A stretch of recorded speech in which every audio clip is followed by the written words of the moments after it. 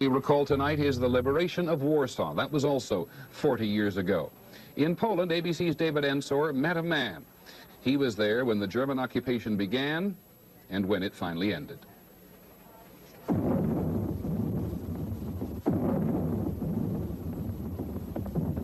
As the Germans bombed Warsaw in September 1939, the last Polish radio broadcast was a piano nocturne by Frédéric Chopin.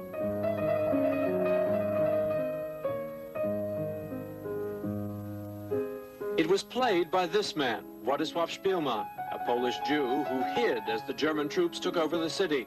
Alone, he escaped the tragic events of the Nazi occupation.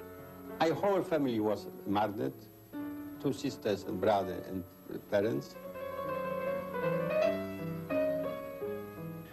Jews were rounded up after the Warsaw Ghetto uprising. 500,000 went to death camps from the Polish capital alone. Then, in August 1944, a general uprising crushed. The population of Warsaw shipped to prison camps. The city destroyed on Hitler's orders. Poles had started the uprising believing Soviet troops camped across the river would soon join them. They were wrong. The Russians said they didn't yet have enough troops in the area. The attack by the Red Army and Polish partisans finally came on January 17, 1945. Some Poles charged the Soviets deliberately waited until Hitler's army had destroyed the city, and with it the non-communist Home Army. Behind the retreating Germans, the liberators found a smoldering moonscape, a deserted wasteland.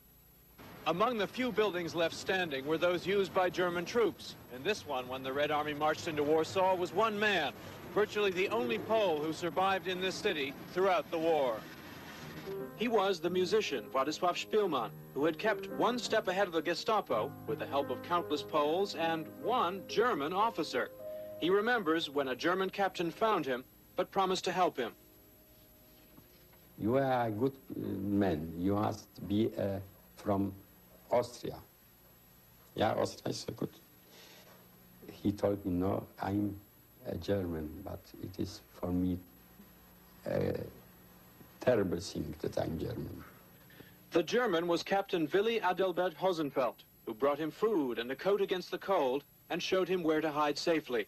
Szpilman played for him on a piano they found in the building.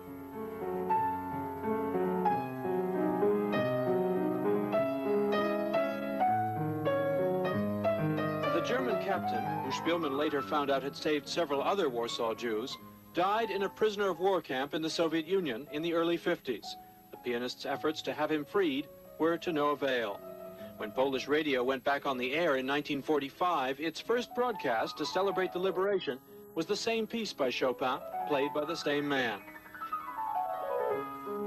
But as Poland observes the anniversary, Soviet troops remain in the country. A new monument to the liberators needs a constant police guard. Today, there are still Poles who say the music that signified liberation 40 years ago won't sound right to them until the liberating army leaves. David Ensor, ABC News, Warsaw.